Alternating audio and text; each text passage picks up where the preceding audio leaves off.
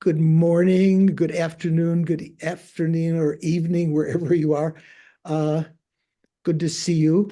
We're going to start with some prayers, which Snehi will put up, which you know anyway.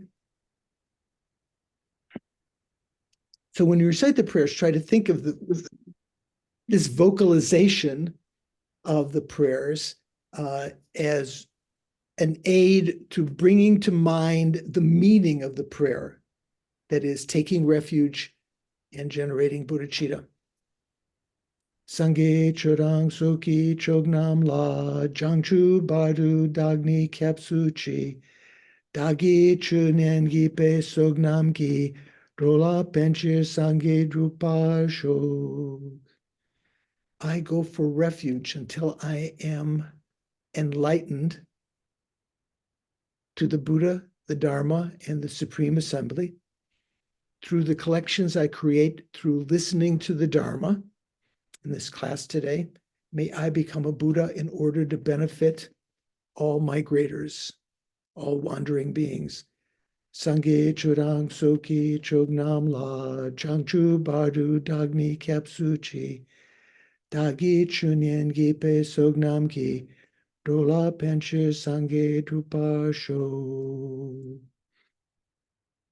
And then, as a condensation of the various means to accumulate merit, as well as an offering to the primordial Buddha to receive the teachings, we offer mandala.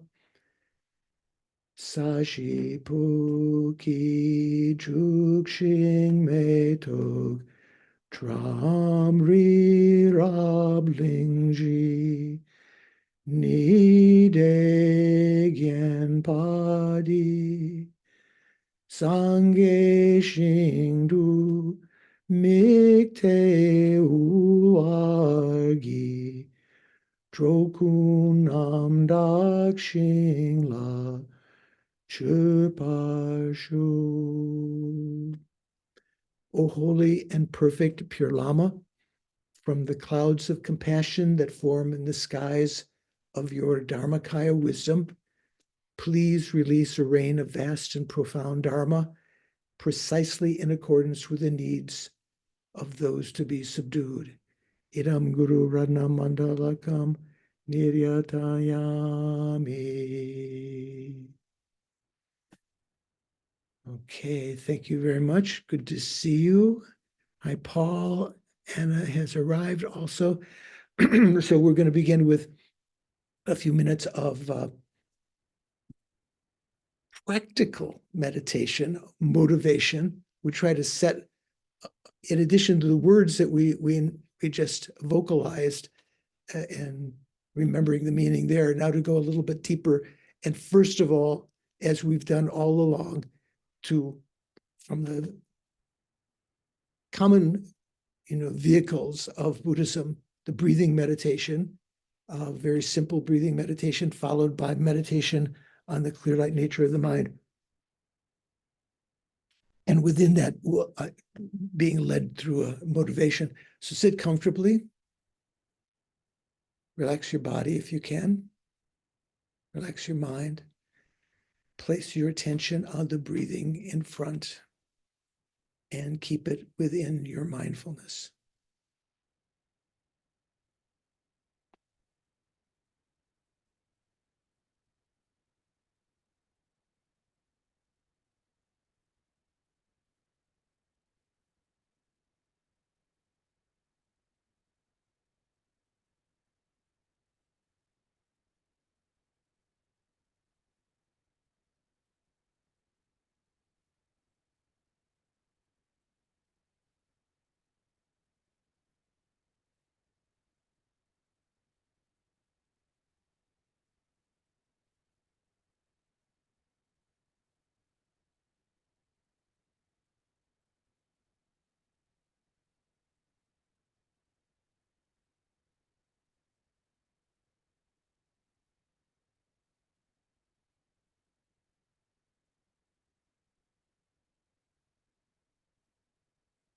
What you're watching here is the respiration, but you're understanding the nature of the air element, the wind element, so to speak, that which is light, meaning not heavy, and moving, analogous to our recognition of the mind itself, that which is clear and knowing.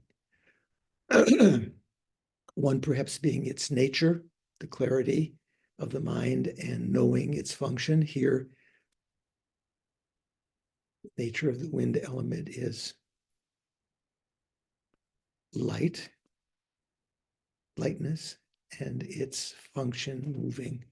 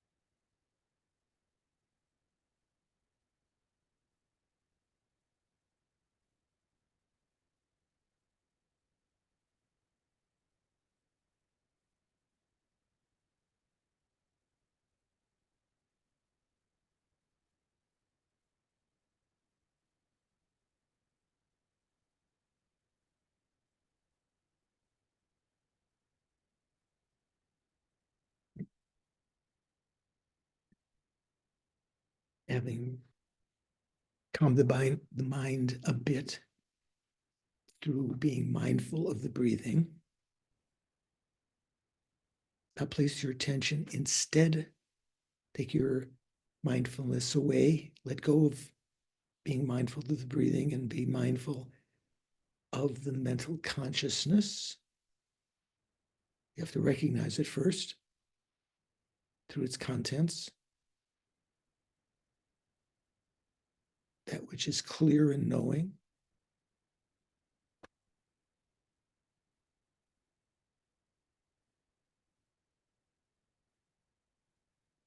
And then by recognizing there's space between the thoughts, they're not always present.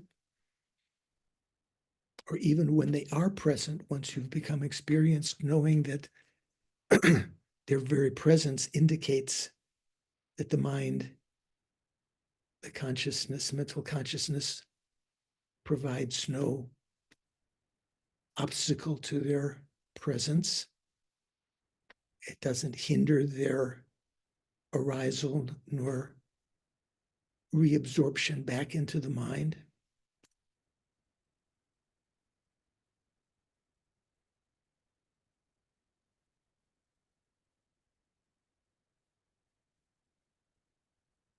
Letting go of whatever comes to the mind again and again,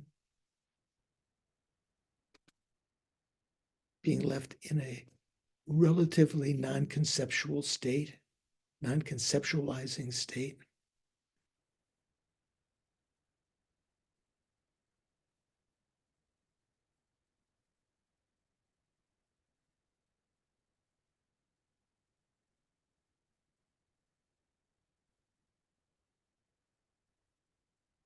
recognize that as an incredible resource that all sentient beings have. Also, the Buddhas have. Conventional clear light nature of the mind,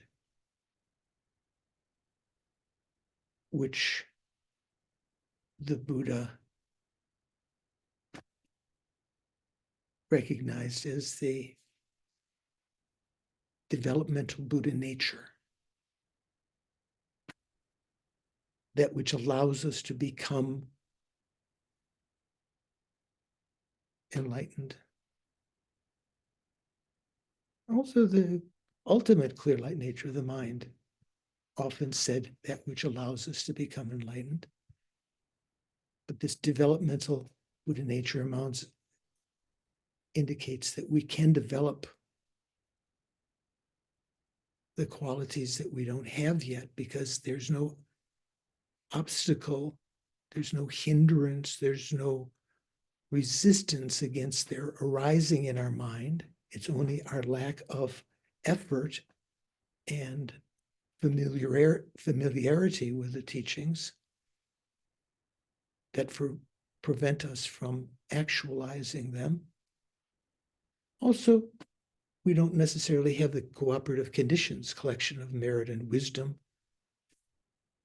which make realizations, the entry of those states of mind into our consciousness, more easy. The fact that we can recognize this now, that we can develop all of these qualities and get rid of our faults, is due to this auspicious moment, which is fleeting, this auspicious moment of leisure and endowment, we often call the life of perfect human rebirth, the life of leisure and endowment. Not leisure like living at a country club, but leisure that we are free from untoward states where we have no freedom.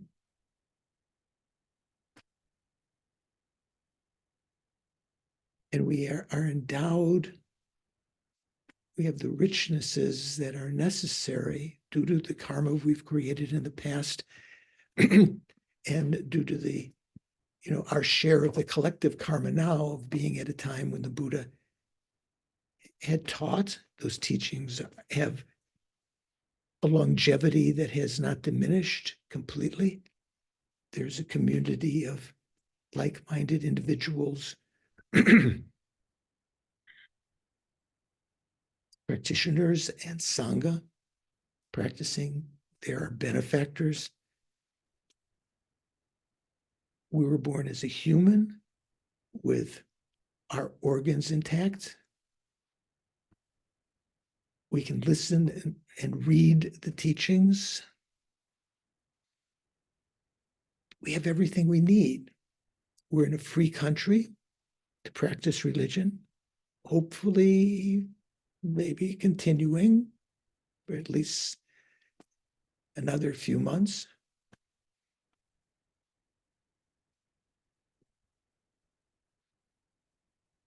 We can use this to develop power and fame and pleasure of the senses and wealth, or we can use it, as the Buddha explained, on the very minimal level of usefulness to create the causes for a human life in the next and future lives by observing karma, that is to say, abstaining from negative actions and creating virtuous actions, augmented by purifying our mind through application of the opponent forces. But more mainstream Buddhism, the person of intermediate scope, using this life to create the causes to escape from cyclic existence, because even if we create the causes for human life in the future or a God life in the future, they will finish. And depending on our karma, we may be born in the lower realms. So much more prudent teaching of the Buddha, mainstream teaching, to use this life of leisure and endowment to achieve nirvana, or having heard the Mahayana teachings where the Buddha extolled the virtues of bodhicitta, even though we hadn't yet generated it, the great value of it, how it purifies negativities, how it creates the doorway to all happiness. And upon investigating, seeing that in order to create this precious jewel-like mind, we have to develop compassion for others, take others into consideration, overcome our self-cherishing thought, first warming our hearts toward them, eroding our enmity, recognizing they've all been our mother and friend and benefactor in so many ways, and developing a responsibility to work for their welfare, while analyzing the best way to do that is for ourself to become enlightened. The only way we can help all beings perfectly is for ourself to have achieved that state of perfection. To do that, we need to create the cooperative conditions of accumulation of merit and wisdom, the substantial causes of the two bodies of the Buddha, the Rupakaya and the Dharmakaya. The substantial causes are the subtlemost wind and subtlemost clear light mind, but the cooperative causes are the accumulation of the collections of wisdom and merit, which are new to us this lifetime, unless we have some karmic imprint from previous lives. And the ways to achieve those collections are explained by the Buddha in his Perfection of Wisdom Sutras and many others, and in Nagarjuna's Fundamental Wisdom, Chandrakirti's commentary on that we're studying, the Madhyamakavatara, and Lama Tsongkhapa's more current, several hundred years after Chandrakirti, sort of re-explaining it to the Tibetans, explaining it, the Gompa Rapso, which we're studying. So think, for the welfare of sentient beings, I must achieve enlightenment. To do that, I need the two collections and the knowledge to how to accumulate them, which we are studying. So I'm going to listen, contemplate, and meditate on the class today with that aim in mind. Sort of the actual aim is not simply to accumulate knowledge, but to even or to be right in answering questions and so forth. Even if we're wrong in answering, we have wrong ideas, questioning and clarifying those in order to accumulate the collections of merit and wisdom to be able to become a Buddha, whereupon we can spontaneously, effortlessly, like the turning of a potter's wheel,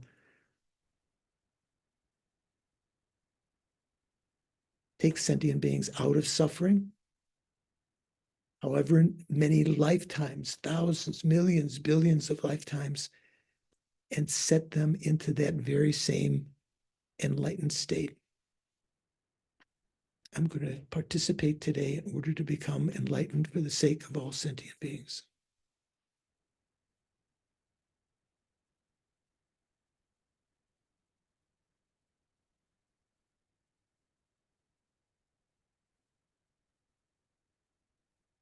So, yeah, bring your attention back to the present. Good to see many of you. Oh, it's good to see all of you, but I mean, it's not everyone's picture is up yet. Okay, Doris is still, okay. I didn't mean there were some of you I wasn't happy to see. Hi, Amy. You joined us again. Did you all have a happy and fruitful Sakadawa, the full moon day? Anyone have any unique experiences? Want to share? So I just wanted to mention, Sakadawa, that actually the Tibetans refer to Sakadawa generally as a full moon day of that month, but Sakadawa usually means the whole month. It refers to the month in Sanskrit called Vaishakha, and in Pali it was called Vesak. But the full moon day is what the Tibetans often mean when they say Sakadawa, where it's the very day in which, in that month, on the full moon day, the Buddha was born. In that month, on the full moon day, the Buddha achieved enlightenment in Bodh Gaya many years later. How many years later? How old was the Buddha when he achieved enlightenment? 37, something like that? Paul, do you know? 35, 36, I think, something like that. Yeah. Okay. 35, I thought, but yeah. Yeah. Okay. Doris is also putting 5 fingers up, and Shanka is agreeing. And then some, many years later, passed away. How old was the Buddha when he passed away? 80, I believe. 80, I believe. Uncle George. I saw Doris was not going in an epileptic fit. She was putting out 8. Ananda, his, and that was also on full moon of Vaishakha. So that day is said to be very auspicious. Ananda, his attendant, was criticized for a certain number of great faults, one of which, when the Buddha had passed away, one of which Kashyapya and the other monks criticized him that although the Buddha had mentioned to Ananda that he could remain, that the Tathagatas could remain at will, they didn't have to pass away, Ananda didn't get the hint and didn't request the Buddha to remain. So the Buddha took the aspect of passing away and where was that? Anyone know? The Kushal wasn't it? Nagar. And I think it's having a renaissance. Shanaga. Come again? Someone said something? I think they were just saying Kushal Kushal Nagar again. Okay. There's been a renaissance there. I haven't been there myself, but supposedly there are more monasteries and beautification and so forth, memorials to the Buddhists passing away there. So the origin, the fact that Ananda neglected to request the Buddha to remain is one of the bases for why we have long life pujas, and why we, in the 7-limb puja, one of the limbs is to request the teachers who we try to see as Buddhas to remain and not to pass into nirvana. And of course, that's not just from the time of Shakyamuni Buddha. Many in the sutras, also many other Buddhas in the past, similar kind of occurrences where they mentioned that they could remain, but people neglected to practice or request them to remain. So they took the aspect of passing away. So we often say that, urging the Buddhas, even though they want, they could go into parinirvana, urging them to stay and turn the wheel of Dharma for the benefit of sentient beings. Okay. So we are at the point of demonstrating in Thupten Jinpa's translation, the section called Demonstrating that it is not a contradiction to accept the reverse of the consequences. If you have the, what do you call it, the PDF, you can search for those words. In Thupten Jinpa's translation, what page is that in the written text? Page 211, I believe, Venerable George. 11. And in Venerable Jones' translation, the FPMT translation, on page 112. Okay, Jones translates it as not contradicting the assertions opposite to the consequences. Jinpa translates, demonstrating that it is not a contradiction to accept the reverse of the consequences. So what are we talking about? Just before this, we were talking about the last section's title was why extreme consequences ensue for arising from others. Remember, we've already gone through the refutation of self-production or self-arising, and we've essentially given the reasons to refute arisal from something which is other. So let's say a sprout arises from something which is other than itself, in terms of the seed. Let's say the seed is other than or different from the sprout. And there were extreme hachang telwa, extreme consequences if we were to accept production from other. Do you remember what those were, Snehi?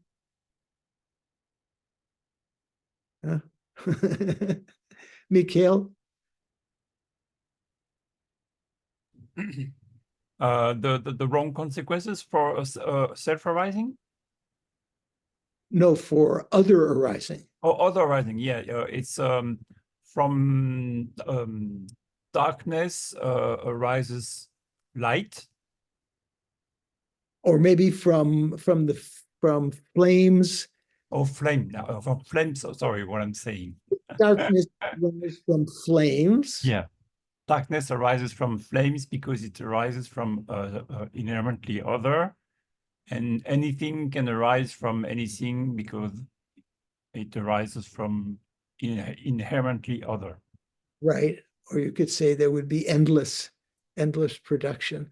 So those are the consequences, what we say the absurd or consequences. In Tibetan, the word hachang is added to telwa. Telwa means consequence. So not all consequences are absurd consequences, but those that are sort of like beyond the pale are called hachang telwa. So this section, Jinpa begins translating Lama Tsongkhapa's words. One might wonder if one accepts the reverse propositions of those two consequential arguments presented above. If one accepts the reverse propositions of those two consequential arguments presented above, how would one then interpret the following statements in the Prasanapada, the clear words or clearly worded? So what's the implication here? If one accepts the reverse propositions, what's that talking about?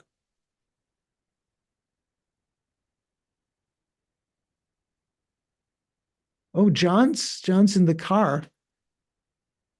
Are you able to think and drive at the same time, John?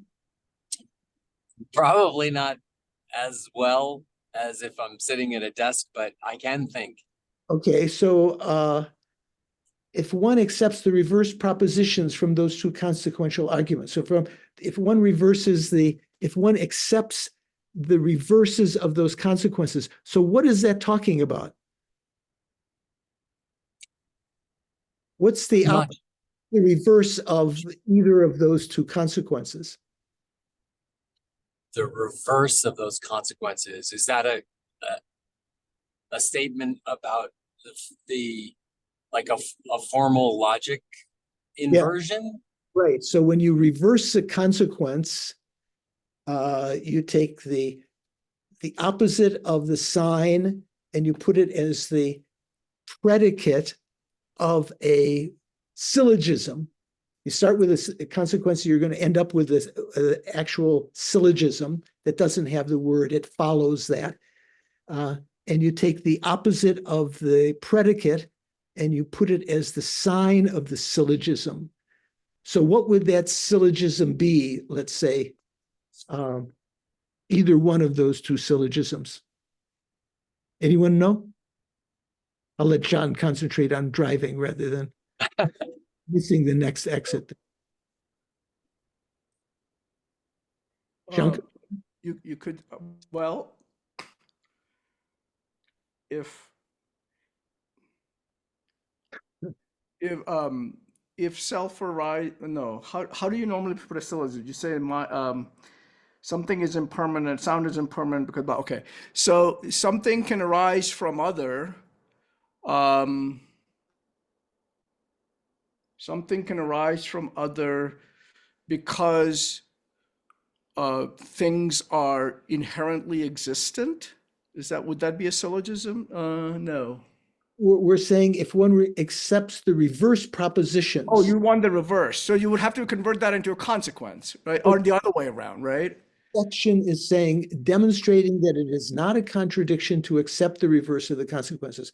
We know that we've been told that the Prasangika will present consequences to Okay. others.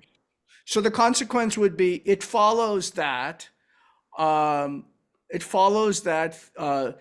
things cannot arise from other no how would the Prasangikas put the consequence? Because you have to reverse that to get to the syllogism, right? That would be the reverse of the consequence. To answer the question, you can't ask me. Wait, how do you normally phrase it? Sound is impermanent. No, we're not talking about sound. All right. We're talking about the consequences here. So Jennifer thinks she has an insight. I don't know, but we can try. Darkness. So the original is darkness. From darkness arises from flames because it arises from inherently others. So the reverse of that would be darkness arises not from inherently other because it does not arise from flames. Okay. Not sure. I'd ask Paul, but because are you in the same house right now? In different rooms? Okay,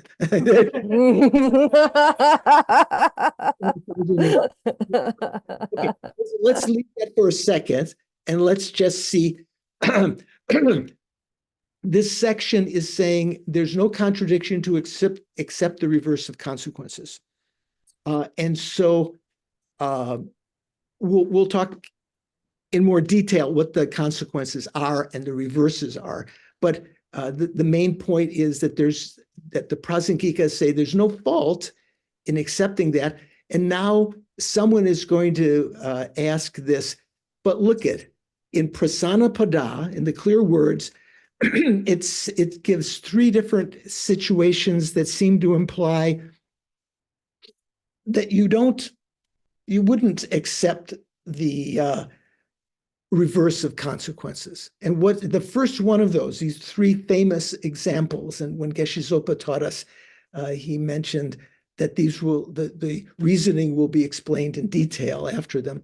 So the first quotation from Prasanapada says, the reverse propositions of consequential arguments, I say the reverse of of consequences are relevant only to the opponent, not for us, as we have no thesis.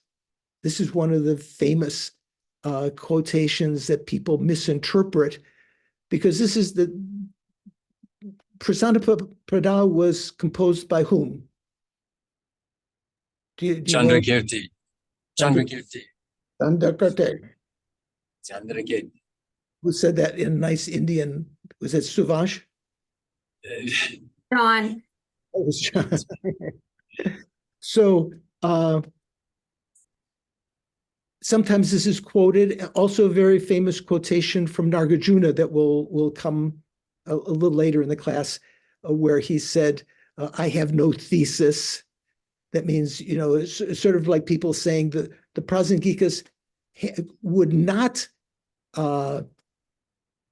present syllogisms as the reverse of consequences. They would not accept them because they don't have any theses, any kind of positive statements or negative statements. Some people think that's wrong. So this particular quotation, the reverse propositions of consequential arguments are relevant only to the opponent, not for us, as we have no thesis. This refers to a very particular situation.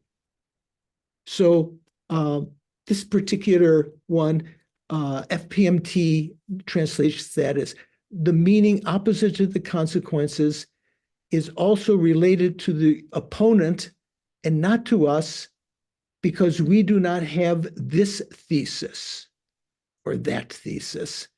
I think Venerable Joan added the word, where is it?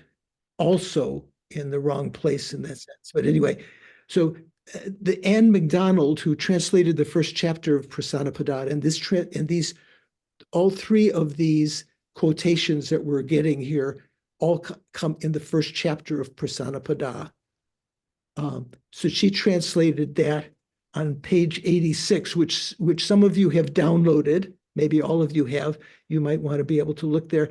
And in the section 35, she says, in connection with the meaning that is the reverse of the consequences, results only for the Sankhya opponent. She has in brackets Sankhya, not for us, because there is no thesis from our own side. And on account of this, contradiction with our own tenets is not possible. That's how she translates that. So how had Jimpa translated that?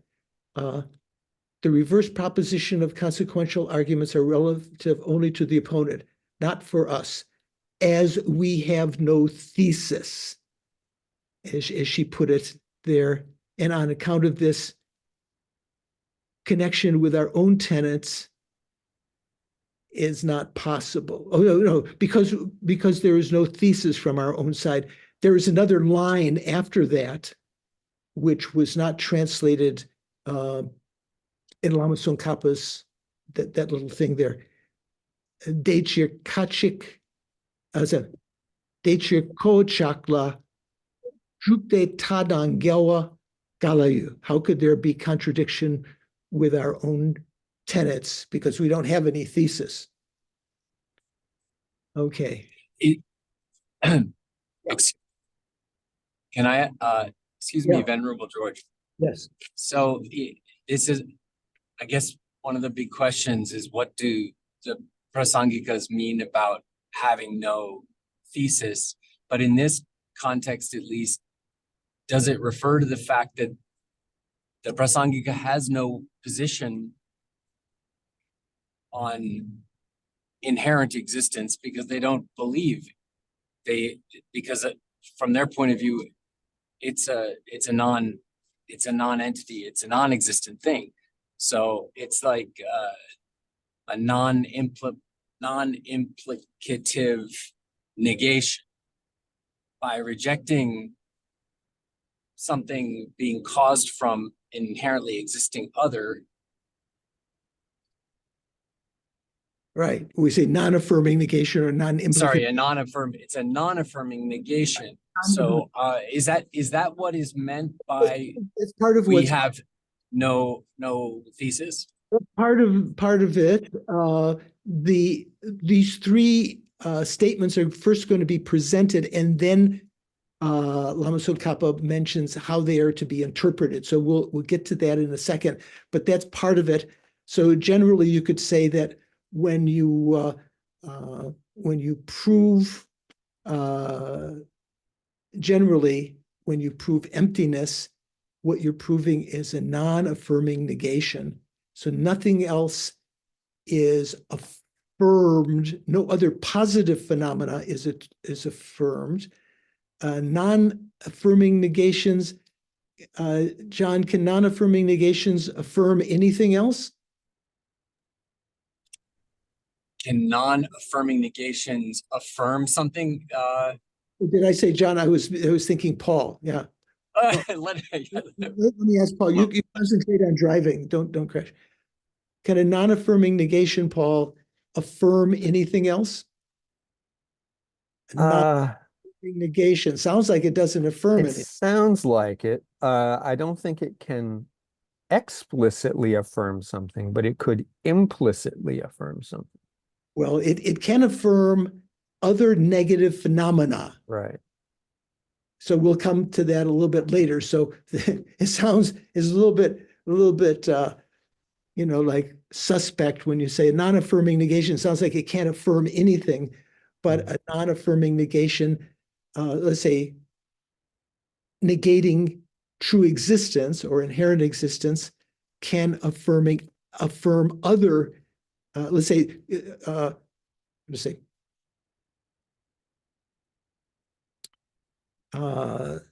for instance, the refutation of inherent existence of a sprout can also affirm the non-inherent existence of other phenomena. So it's not that non-affirming negations can't affirm anything, but generally they don't affirm anything that's positive. They can't affirm, when we talk about affirming negations, generally they affirm other positive phenomena. Okay, so that's the first quote we're going to investigate. The second quotation, also from Prasanapadana, a slightly different section, Jimpa translates, when the proponent of no intrinsic existence, that means who? The proponents of non-inherent existence. Who are they? Nadine, do you know? Prasangika Madhyamika. Say again? Prasangika Madhyamikas. Right, the Prasangika. So it wouldn't really cover the Svatantrikas because they accept inherent existence or intrinsic existence. So the proponents of non-inherent existence, or as Jimpa translates, no intrinsic existence, that means the Prasangikas, when the Prasangikas present a consequential argument, when they present a consequence to those who propound intrinsic existence, that means everyone below Prasangika, how can it follow that the proponent, him or herself, has to accept the reverse proposition of those consequences? So what's he saying? So the Prasangika is, accepting the fact that the Prasangika can present or throw a consequence to someone who doesn't accept non-inherent existence, someone who accepts inherent existence. But it says, how can it follow? How would there be a necessity for the Prasangika themselves to accept the reverse proposition? That is you throw a consequence to someone which infers a syllogism, right? A positive syllogism. That's the reverse of that consequence. Here it's saying, how would that prasangika, how would it make sense that they have to accept that reverse proposition?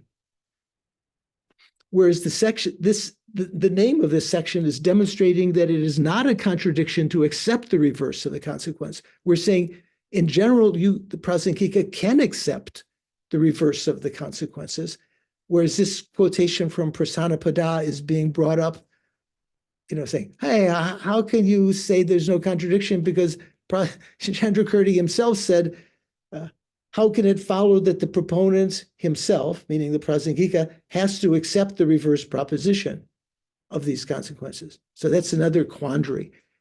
So also, if you have Anne Klein's and McDonald's translation, also on page 87, it says, and when the proponent of the doctrine that things are without own being, that's what we're saying, non-inherent existence, adduces a consequence. I have to ask Diana, what does adduces mean? What does to adduce mean, Diana?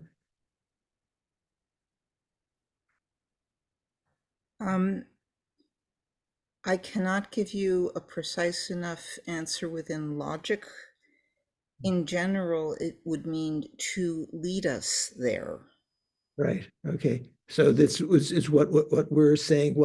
When they present or when they throw a consequence, she says when they adduce a consequence, or what we're translating that is throw a consequence or present a consequence for the proponent of the doctrine that things have own being, for the people who accept inherent existence, how could a meaning that is the reverse of this consequence entail for the one merely pointing out that consequence?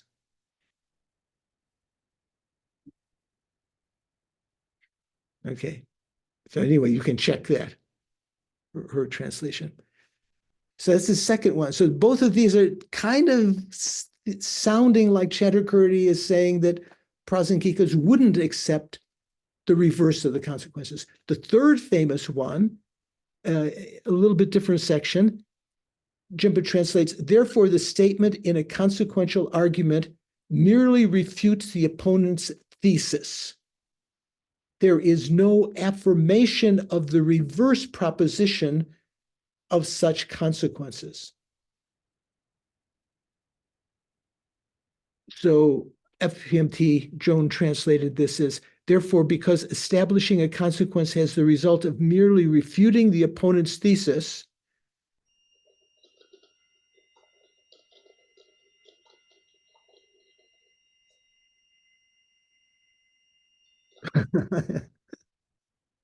I heard something going on there. So therefore, because of establishing a consequence as a result of merely refuting the opponent's thesis, it does not become the meaning opposite to the consequence. Not quite as clear as Jimpa's translation. And MacDonald translated on page 88 of that book that you have. And therefore, because the adducing of the undesired consequence has as its result the mere negation of the opponent's thesis, the Madhyamika does not incur the reverse of the consequence. So in her book, she mentioned that Seyfarth Ruig had translated this differently, and I was able to find that. Who knows who Seyfarth Ruig is?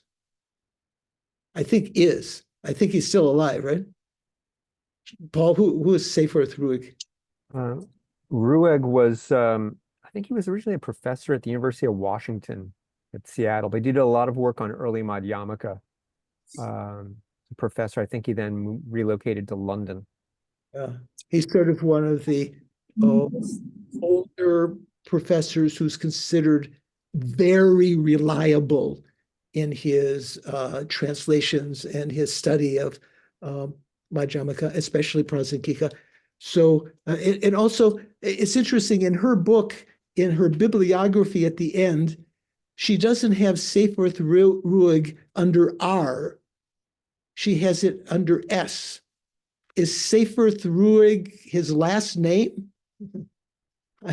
If you take a look at that, if you take a look at your copy of Prasanapada that's some of you downloaded, in her bibliography at the end, I was trying to find, when she mentioned Sefer Ruig, which volume it was under S rather than R for Ruig. Anyway, not a big point. So Ruig translates that same thing. Therefore, because the application of the prasanga, this is a little more easy to understand, the throwing of the consequence results exclusively in the negation of the opponent's thesis. There can arise nothing that is contrary to the prasanga.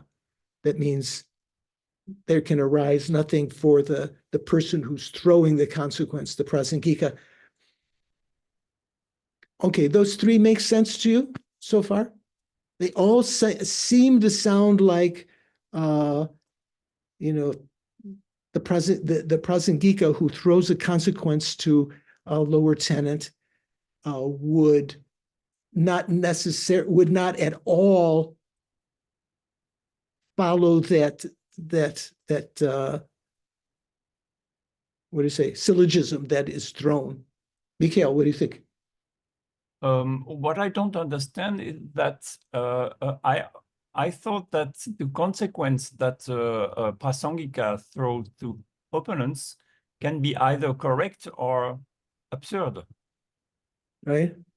So given that Depends the on the consequence is either true or not, correct or not, then the reverse consequence is one of or the other. You can't draw any generality about accepting the opposite. So generally, when the prasangika is, so the context here is important. So here it's talking about when the prasangika is throwing consequences to those that accept inherent existence. So we're talking about emptiness here. We're talking about the emptiness of inherent existence.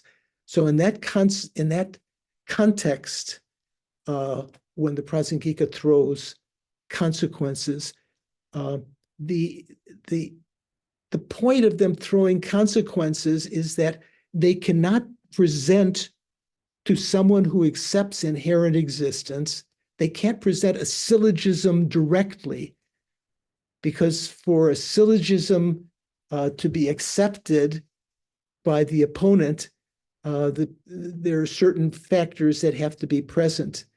One of which is the desire to know the thesis.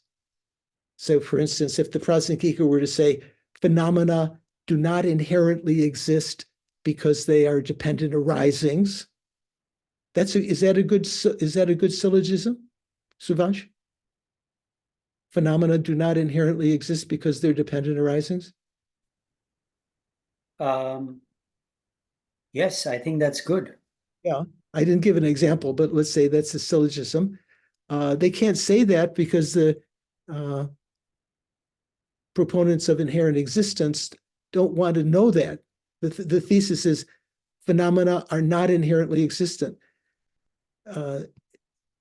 One of the criteria is that the person for whom you present a syllogism, who's investigating that, has to be interested in proving the thesis, and they're not interested in proving that.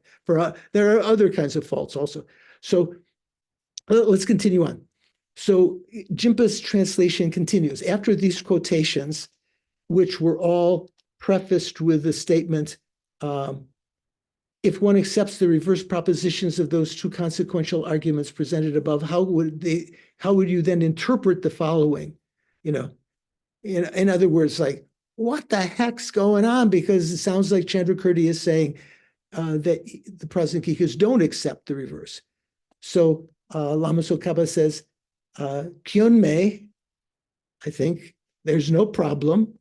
Geshe-Sopa when he commented on this, he said, he was laughing, he said, I'm right, I'm totally right. There's no problem.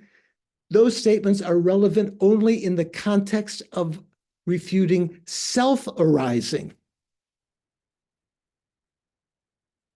So even though we're talking now about arising from other, these three quotations from Prasanapada were in the context of Chandrakirti refuting self-arising, right? We've already done that before, right? So what is let's go a little bit further. That is not a problem. There's no fault.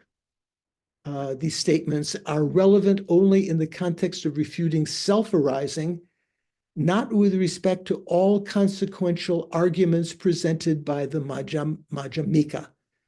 So the Madhyamika in refuting other arising or other production from others, the consequences they throw to the opponents, not necessarily Samkhya, the other adherents of inherent existence, the Prasangika would accept those propositions, but only the consequences thrown with respect to the Samkhyas in refuting self-arising are not acceptable. So these statements apply, reading again, these statements apply to the two reductio ad absurdum arguments. This is referred to the two consequences. I'm not sure why he vacillates between using sort of Latin terms and other terms. These statements apply to the two consequences refuting the thesis of self-arising. Or you could say the two absurd consequences refuting the thesis of self-arising. Venerable George, he probably uses Latin because he went to Oxford. Yeah. If he'd gone to Kansas State, he would use some other, maybe he would still, I don't know. Excuse me, it's not just absurd, but that means that if you follow this train of logic, it's going to require you to wind up someplace absurd. Right. That it just keeps extending itself until you are in an absurd position. Not necessarily that it's absurd at the beginning. Right. That's understood when we translate Hachang Telwa or as absurd consequence. It means that it will lead you up, it will lead you to a consequence which in the end you would find as absurd or unacceptable. Okay, so continuing, the reductio consequences being drawn out in these two arguments are not simply that arising will become pointless and that it will be endless. Okay, so what two consequences is this talking about? So this is not talking about two consequences of thick darkness coming from flames and that the production from other would be endless. This is talking about the consequences refuting self-arising.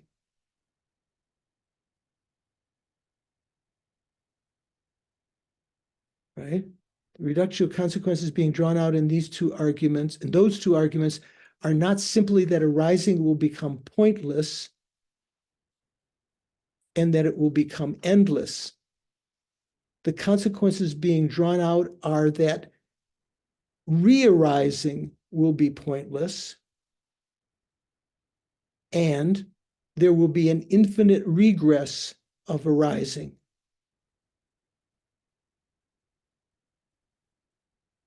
Okay. Jennifer, are you following? That part I was a little confused. Yeah. Okay. That makes sense. So when Geshe Zopa taught this, he mentioned that in Chandrakirti's presentation in Prasanapada about refutation from self, right? We're going back now to refutation from self, from refuting self-arising or self-production. He gives a short presentation and then a more elaborate presentation. And sometimes it's confusing because the short presentation sounds like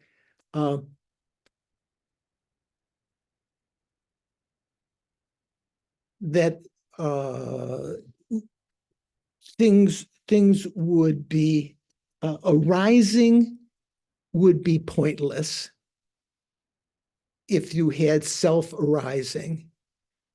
Whereas later, just a couple sentences later in Chandrakirti's own text, he augments that to say that re-arising would be pointless or senseless. What's the difference between that? It's not that arising would be pointless, but re-arising would be pointless. If the effect already existed at the time of the cause, if the sprout already existed at the time of the seed, right?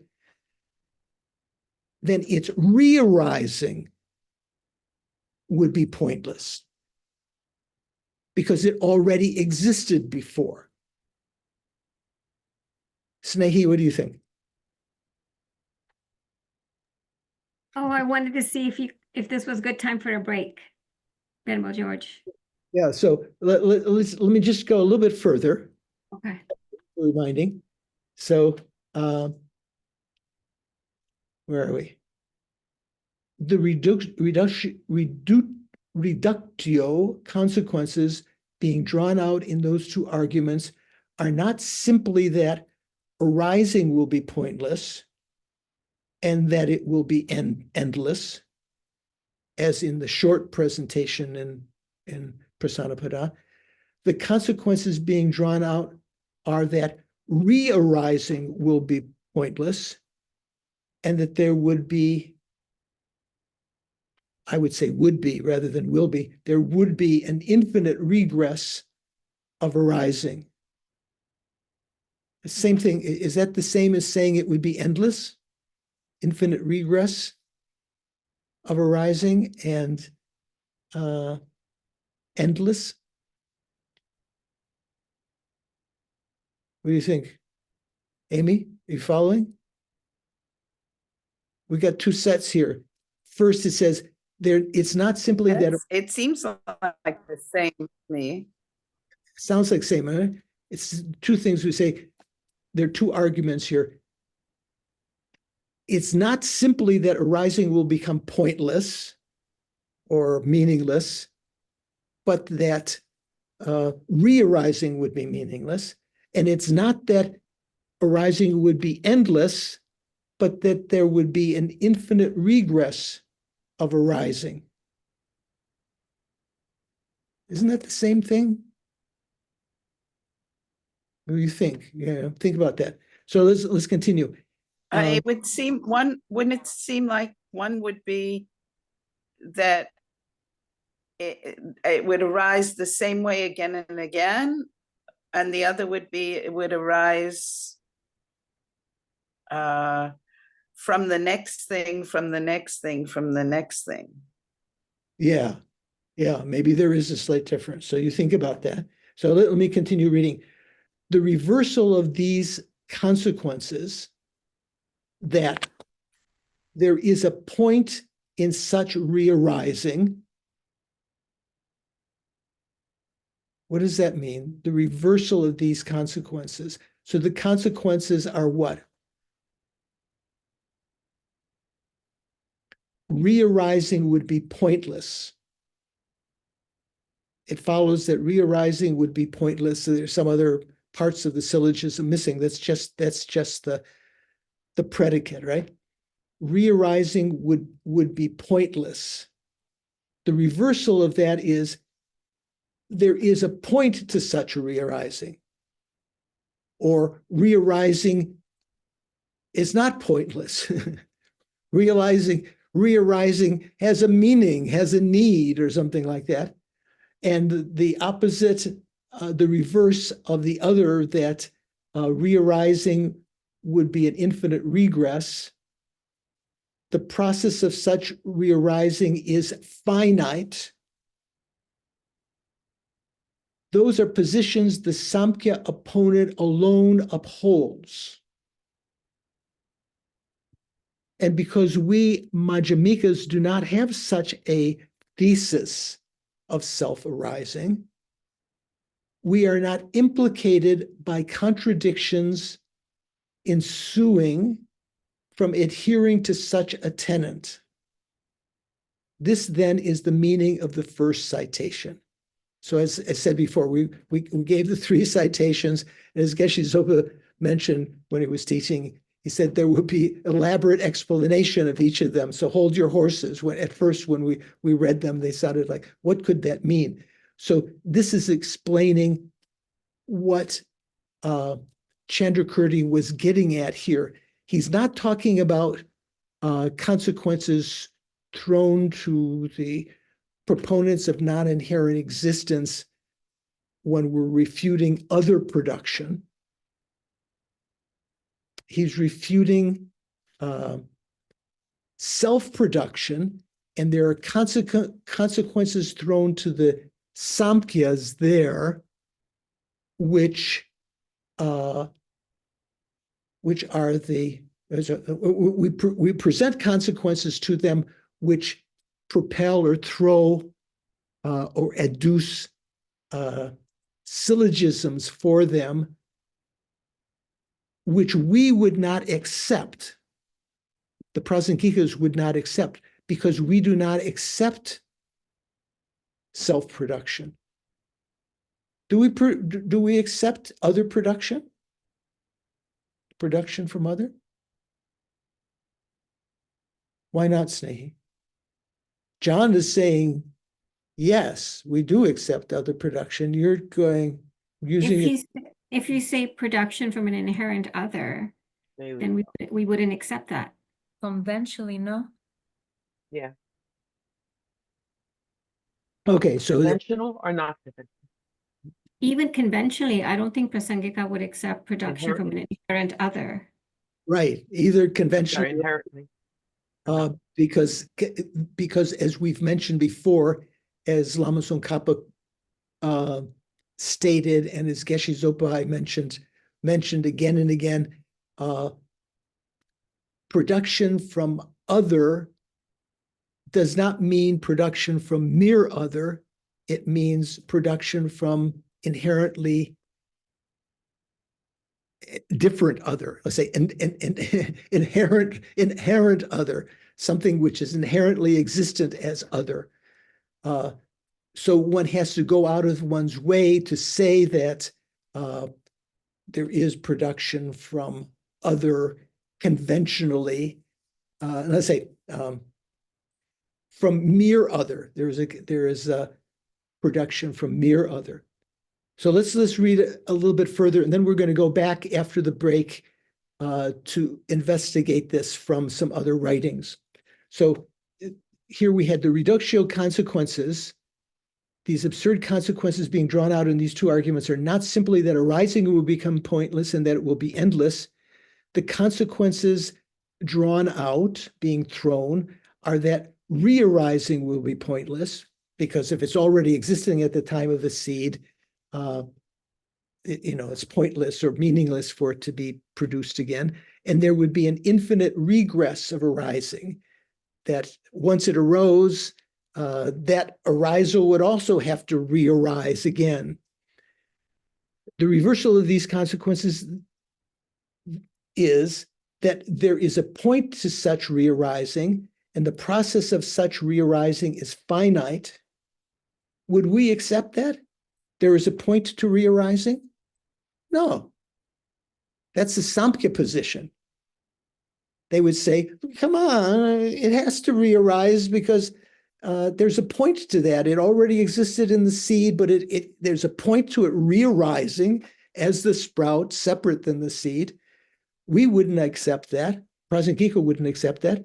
And the statement that the process of re-arising is finite, we would not accept that either, because we don't accept re-arising, Prasangika. So the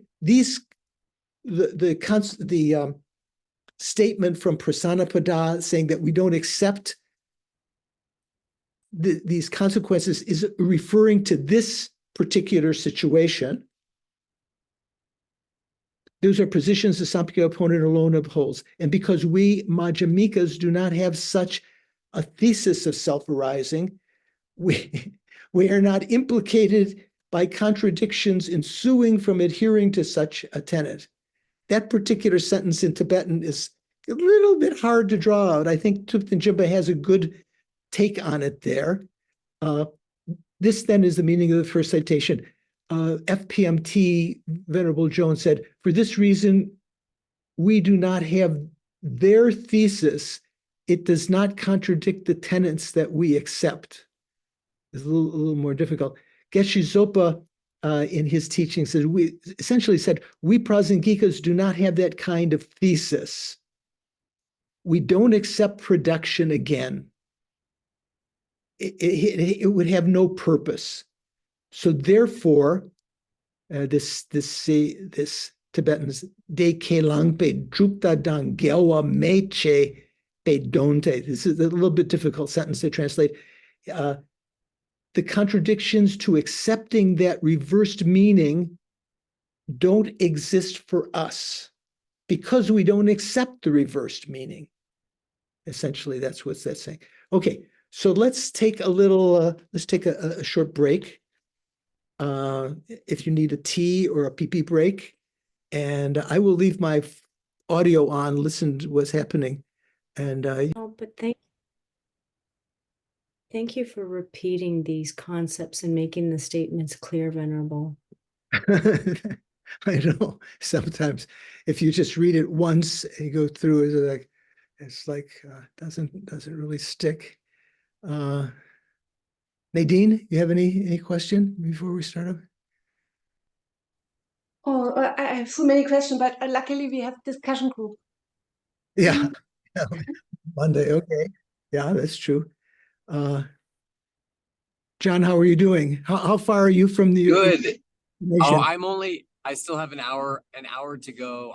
I'm picking up my son from college and bringing him home in Annapolis, Maryland. Okay, you're not down here in North Carolina. No, not. Yeah. I've already done that trip. Okay. I do have a question, sort of orientation. So, Okay. are we now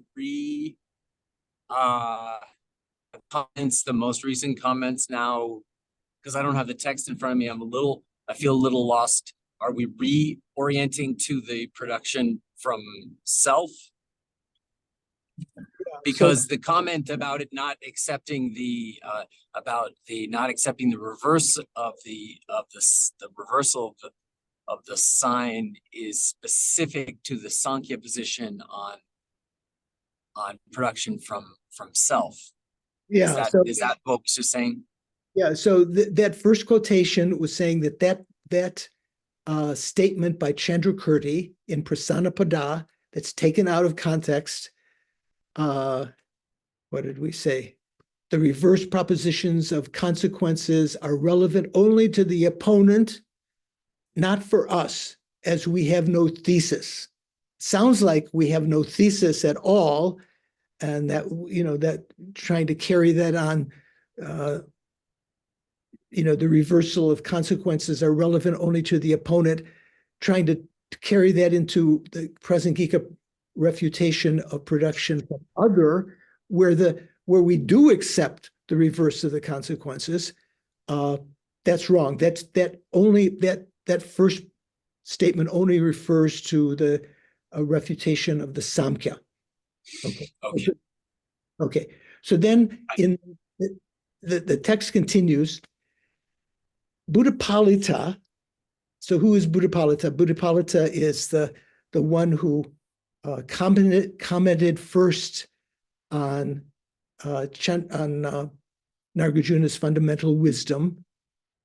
Oh, Samkhya, how come those balloons were coming up? I don't know. Every time I'm like sitting here and then go like this, balloons start flying. It's very annoying. Yeah. Richard, I think, explained something. There's some setting you can do. So There's, anyway, yeah. They think they're smart, but anyway. Buddhapalita had written his word commentary to fundamental wisdom. His word commentary is essentially called Buddhapalita. I think it might have some other technical name, but so Buddhapalita 2 speaks of there being no point in arising again. Yeah, something, okay. Just as the clear words. So when Chandrakirti was writing his word commentary to fundamental wisdom, he was very much following Buddhapalita, and it was meant to be a defense of Buddhapalita to the criticism by whom? Mikhail, do you remember? Yeah, Bhava Viveka. Bhava Viveka, right? So just as clear words uses the word again. The present text too, the present text also reads, if you conceive that which is once arisen can arise again. That's talking about verse 6-9 in Majjhima. So it is existence and re-arising that are incompatible, not existence and arising per se. Similarly, it is existence and finitude of re-arising that are incompatible. Existence and finitude of re-arising, that means a finite number of re-arisings. Prasangika wouldn't accept any re-arisings, right? Not existence and finitude of arising. Because there is a finite number of arisings, one. The latter two are not mutually exclusive. Let me see, do I have a note here? Okay. So let's go to the second citation. So that was the meaning of the first citation. Now the meaning of the second citation from Prasanapada. And what was that second citation? You remember? When the proponent of no intrinsic existence, means when the Prasangikas present a consequence to those who do not, who believe in inherent existence, how can it follow that the proponent himself has to accept the reverse proposition of those consequences? So this is not going to be talking about the refutation of the Samkhya, because it's talking about refutation of consequences being thrown to those who are proponents of an intrinsic existence. The meaning of the second citation is this: when the Majjhimika, the proponent of no inherent existence, presents the two reductio arguments against the Samkhya as outlined above, he himself has no wish to subscribe to the reverse propositions of those consequences. He has no wish to subscribe to the reverse propositions, right? We don't, when we throw those consequences to the Samkhya, the Prasangika doesn't want to accept those syllogisms that are thrown, the reverse syllogisms that are thrown from those consequences. He himself, he or herself, have no wish to subscribe to the reverse propositions of those consequences. It is also not the case that despite having no intention to subscribe to them. Not in addition to that, it is not the case that that person, the prasangika, is somehow compelled to do so against their will.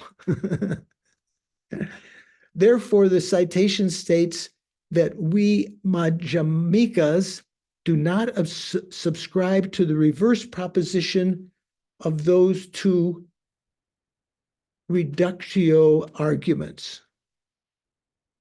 So this is talking about the second citation. States that we Madhyamikas do not subscribe to the reverse proposition of those two reductio arguments.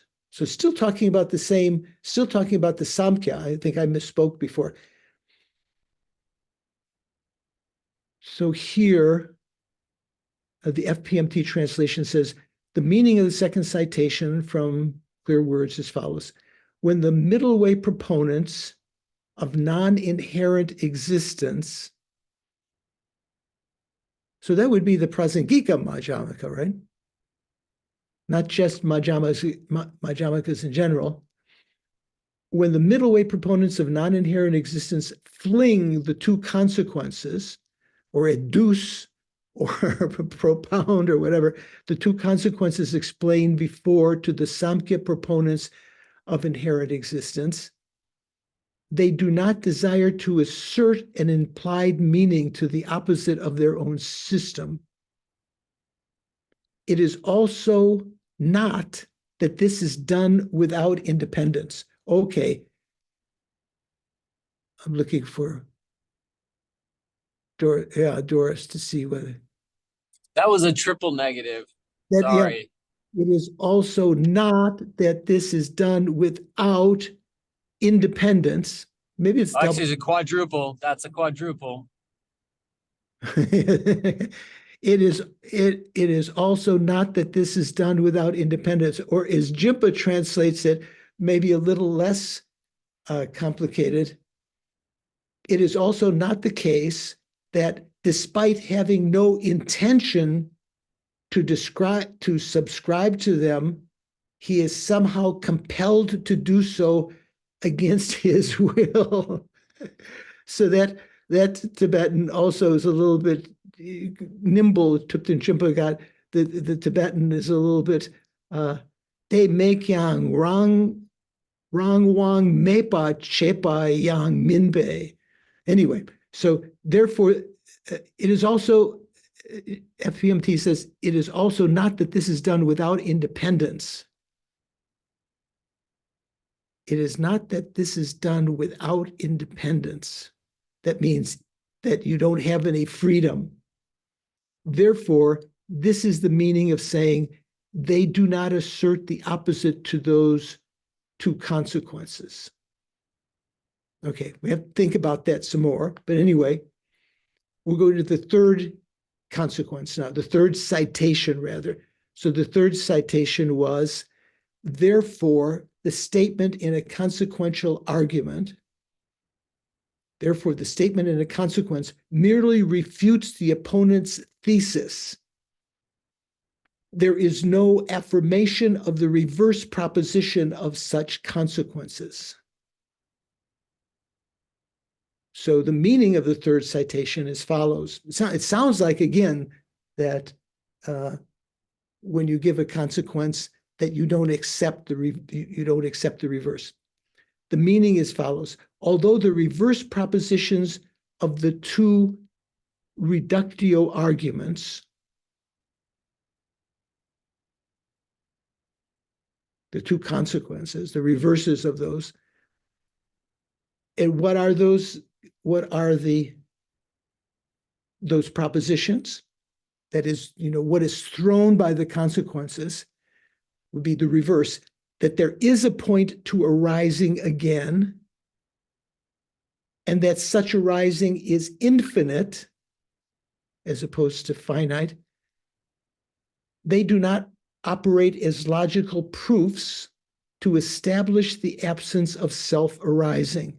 They're merely presented to challenge the Samkhya's their own tenets that they're holding. they do not operate as logical proofs to establish the absence of self-arising. Because if they were actual proofs to establish the absence of self-arising, probably the Prasangika would accept them. But they are not logical proofs to establish the absence of self-arising. This does not mean they serve no purpose whatsoever because through demonstrating that arising would be pointless and that there would be an infinite regression to arising, something the Samkhya does not accept, these reductio arguments, these consequences, serve merely to negate self-arising, which the Samkhya does adhere to.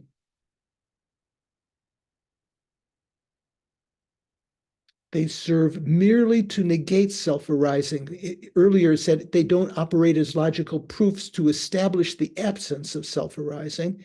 Here it says they serve merely to negate self-arising, which the Samkhya does adhere to.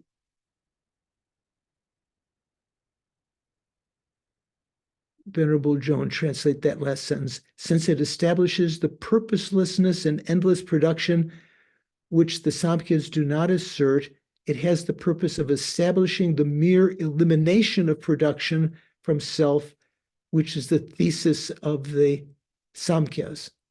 I guess the word mere here, merely to negate, is what's operative here. In contrast, in the case of the two reductio arguments, in contrast, in the case of the two consequences in the context of refuting arising from other, we Madhyamikas do accept the reverse of the two consequential arguments. Right? So he gives note 403 says, the two consequences thrown for in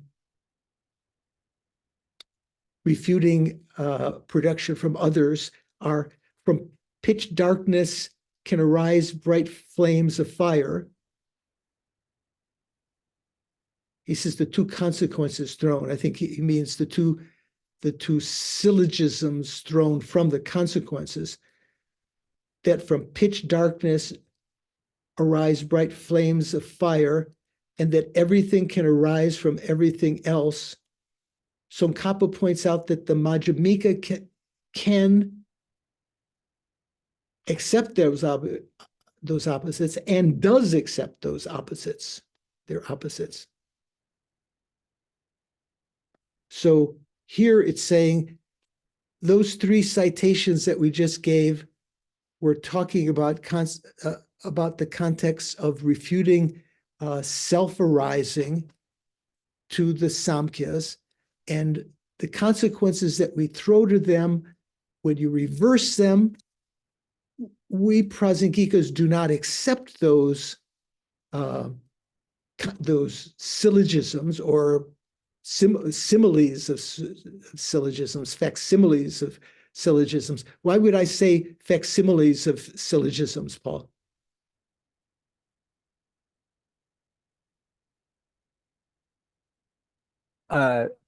Because they're not valid syllogisms, because the subject is not true. Right, the thesis is not true. So, yeah, not all syllogisms. Not sure what Shankar is doing with the balloons rising there all the time. It's interesting.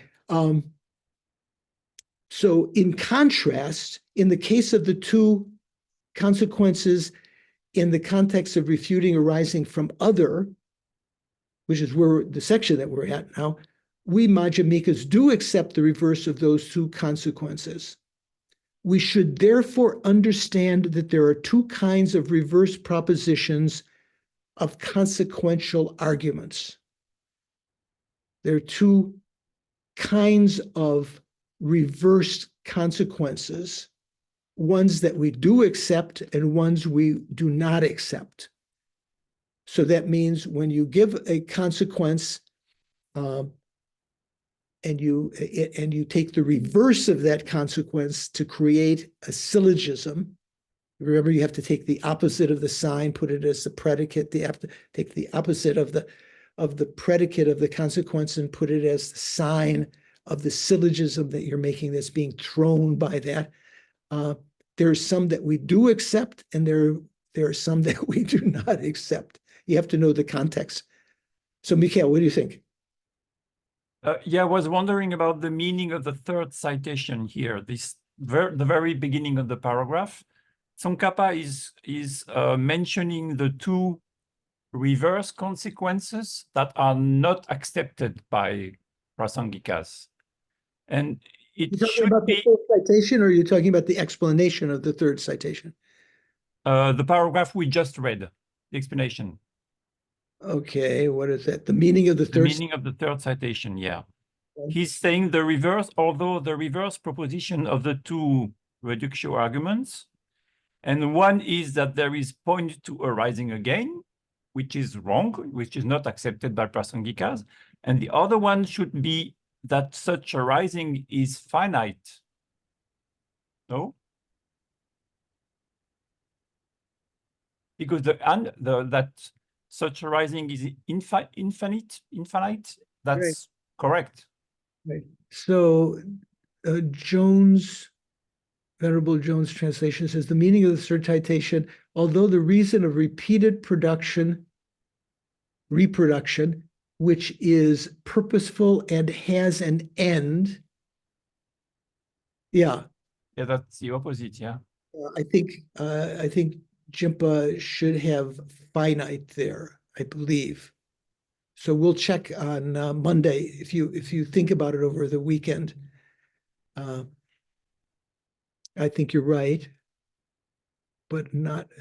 So there is a point to arising again, and that such arising, such re-arising, arising again is finite. I think that would be, and that what Jones is. So Lungsumbadoninit, Niki Telcher Dokbadon, Yarlang Kewa Dun Chedong, Tukchegi Taki. Tukche, yeah, having an end. And Yeah, I was just thinking that myself, Venerable George. I think Jimba parsed it. I think Joan parsed it correctly, right? And Jimpa translated incorrectly there. Yeah. I think that's Like, a good by Mikhail. Yeah. thank you. So such arising is finite. That means such re-arising. In the Tibetan sentence, it just has the re-arising once at the beginning. So he says such arising. So, but you could say there is a that there is a point to arising again, and that such arising again is finite. Do not operate as logical proofs, and we don't subscribe to them. We don't accept those positions. Okay, Shanka. And not Shankya. Shanka, yeah, Shanka, not Shankya. Shanka. Yes, thank you. So my question is this statement that the reverse of the consequences is not necessarily held by the Prasangika. Right. They're not necessarily the reverse propositions from the consequences, right, is not necessarily held by the Prasangika, but is based on the context. So my question is this, in the self-arising case, is this a special case, or is this like in general, there are many, I mean... in general, you could say, you can make all sorts of consequences, some of which, the reverse of which you would accept, and some the reverse of which you would not accept. So it's just saying that we don't accept the reverse of this because we have no thesis. That's that doesn't cover all of the possible cases, because in refuting production from other, we do accept the reverse of the consequences we throw. But I mean, what I'm asking is, are there lots of other cases where you can throw something and that and the reverse of that, reverse of that is held by prasangika, and also others that are not held by the prasangika? Yeah, that's just what I said. Yeah, that's true. Okay. Yeah, there are many other. Snehi? Well, George, I wanted to go back to the beginning because I'm still confused about, you know, the statement about arising will become pointless, but that you draw that out to be that re-arising will be pointless. And I'm not following what the difference is between those two statements. Right. So in general, arising would have a point, but re-arising, say arising from itself would have a point, let's say, but re-arising would not have a point. Re-arising recognizes that the effect already is existing in the cause, that the sprout is already existing in the seed, it's already arisen, and that it's re-arising. You know, what's the point of that? What's the sense of that? That's senseless for it to re-arise again. And it's like re-arise again, for it to re-arise, re-arise again. Okay. Yeah. So, but for it to arise, the Samkhya, you know, that you could argue that that is not senseless for it to arise from the cause, because it has to arise. But for it to re-arise already implies that the effect is existent previously in the cause. But But the way this is written, it's so confusing because it sounds like they're saying, you know, that arising will become pointless. So if that is already pointless, then to me, to say re-arising will be pointless.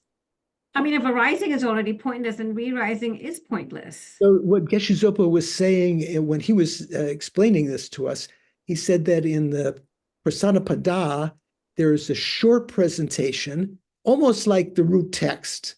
Like, say, for instance, in Madhyamaka, sometimes the root text leaves out some words, just the karakas. I say the root text, the karakas, the verses. But then in the Bhasham, in the self-commentary, auto-commentary to that, it elaborates and you see, oh, you have to understand the verse is meaning this. So it's, I think what Geshe Zopa was saying, there's a lot of confusion about this point about whether the text meant arising or re-arising, because the short presentation in Prasanapada, sort of augmented by the more elaborate, the Gewa Sheba, more elaborate explanation when he says re-arising, that's meant to be a commentary to arising. When he's saying arising, he means re-arising. Does that make sense? So tough. I mean, no, it's because it's even true, because even the other statement, right, that arising will be endless, and then, you know, you will have the infinite regress of arising. To me, both of them imply the same thing, which is it's endless, and, you know, an infinite regress to me are the same thing. Okay. So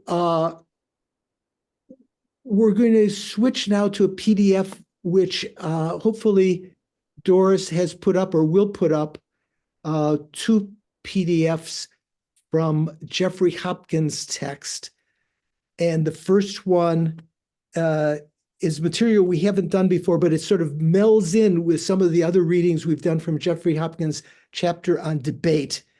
So the first one starts on page 441. Do you have that up? Is that up in the chat? I'm doing it.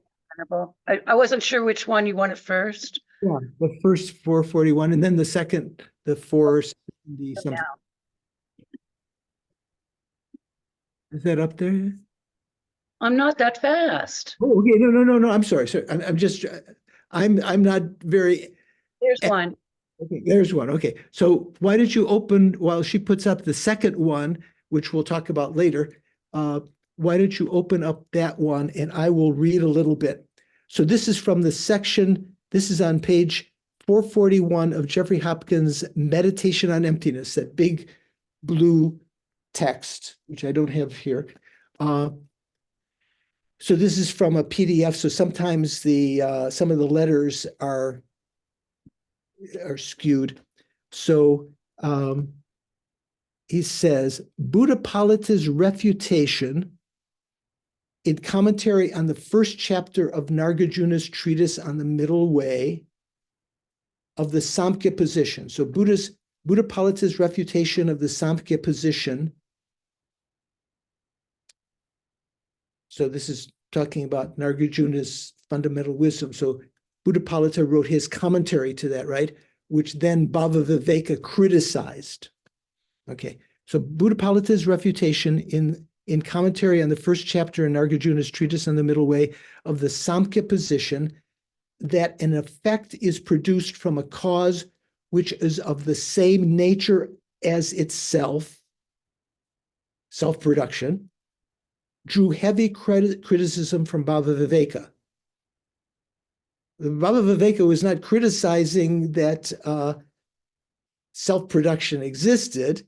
He was criticizing Buddhapalita's way of trying to prove that was wrong, right? Buddhapalita's refutation. Bhavaviveka said, your refutation is not good. You need autonomous syllogism. So you're just giving consequences or something like that. So an examination of Buddhapalita's refutation and examination of Buddhapalita's refutation, Bhavaviveka's criticism, and Chandrakirti's defense of the Buddhapalita. So where does that take place? So Buddhapalita's refutation takes place in his commentary, Buddhapalita.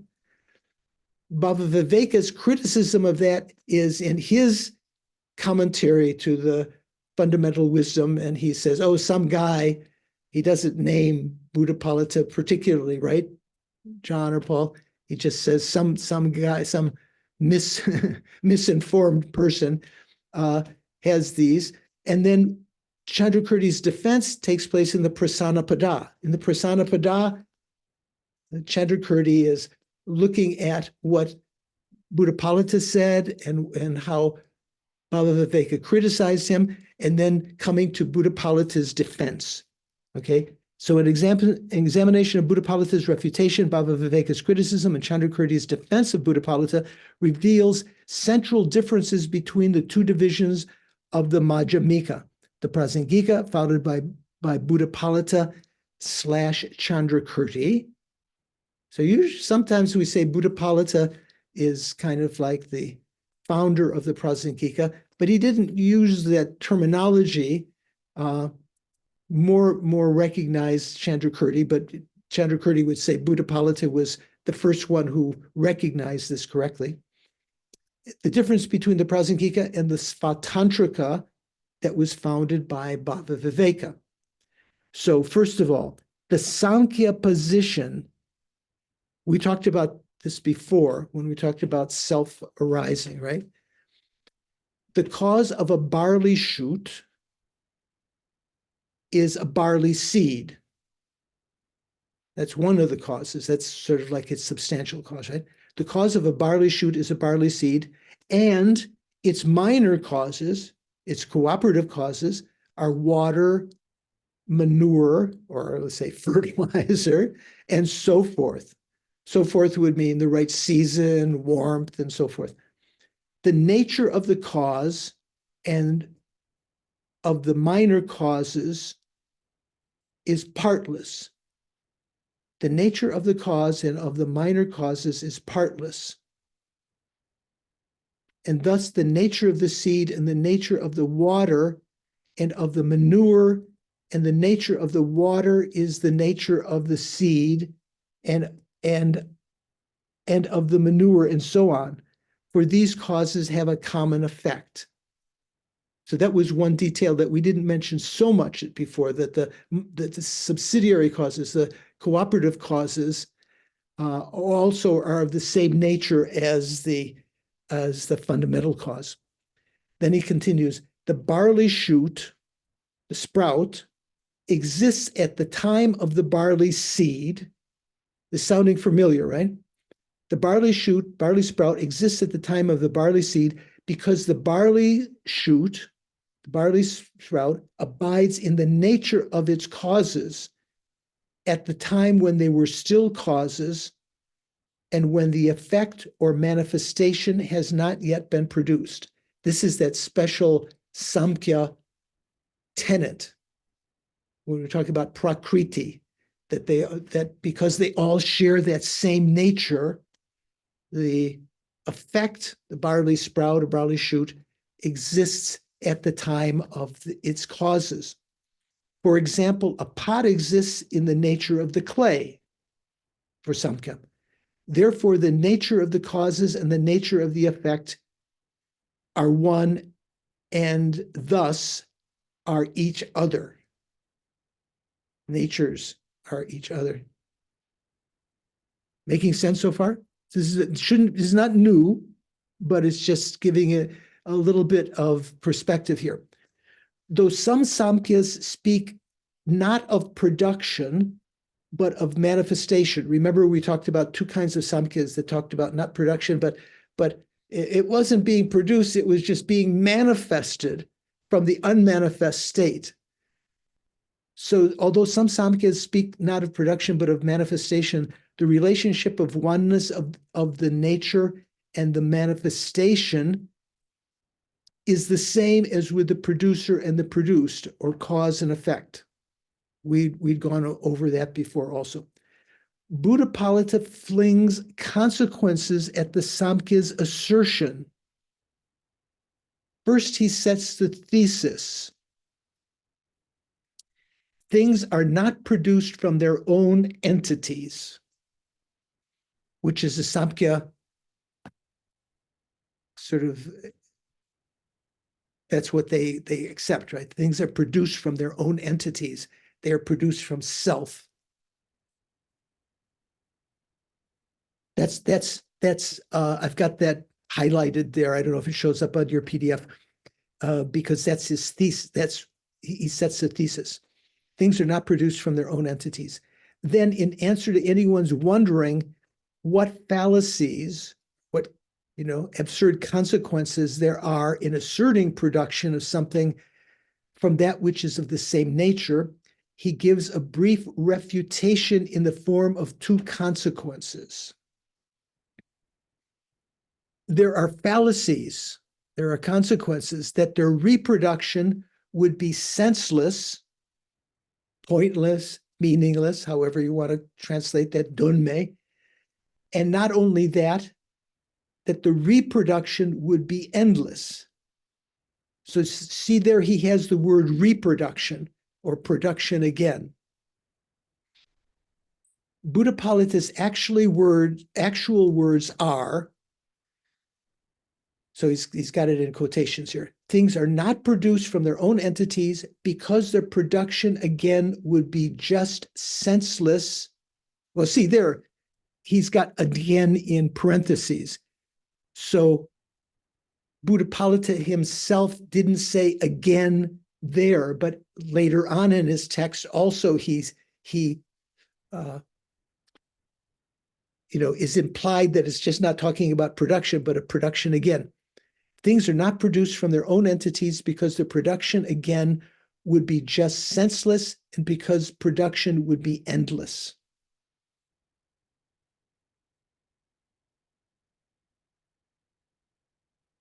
Following? Okay. So is that a consequence or a logical statement?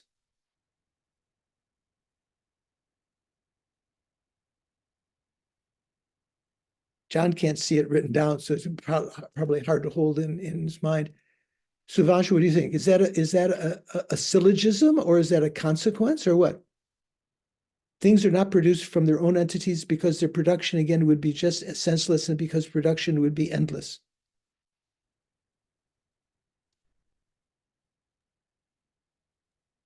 Almost sounds like syllogism. It's not, Isn't it that but it, Buddha but it's not a used to- Suvash, I've asked Suvash.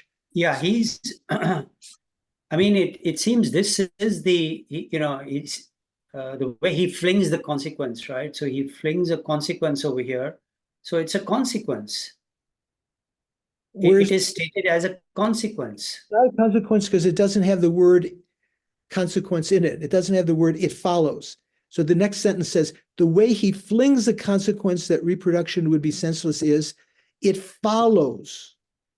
That means the word tal or prasanga, it follows with respect to the subject, a sprout, that its production again is senseless because of already existing in its own entity. So here's the example.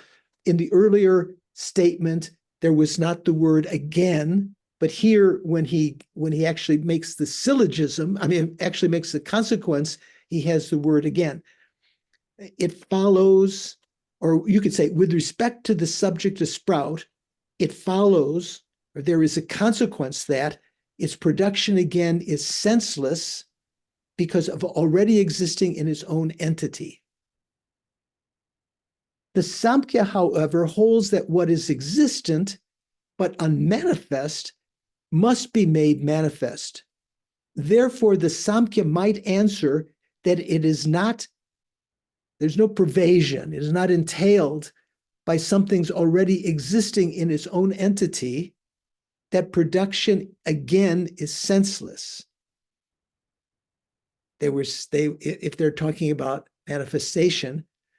So in that case, the second consequence of the endlessness of its production is adduced, is flung, is thrown, is stated. It follows with respect to the subject, a sprout, that its production is endless because though it already exists in its own entity, in the sprout, in the seed, there is a sense in or a need for its reproduction. So that's the second consequence that Buddhapalita is throwing. So if the existent requires reproduction, if something which already exists, like in the seed, the sprout already exists, if the existent sprout in the seed requires reproduction, then even when the effect is manifest, when the seed becomes the sprout, it would still require reproduction because it exists. What does that mean? It just said, if the existent requires reproduction, right? So if something that exists requires reproduction, then once it's produced, because it exists, it would also require reproduction. Makes sense, right?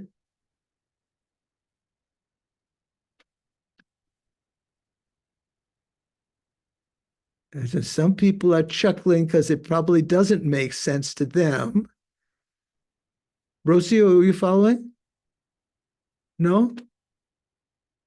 Well, you've got the PDF. Before Monday discussion, you can take a look again.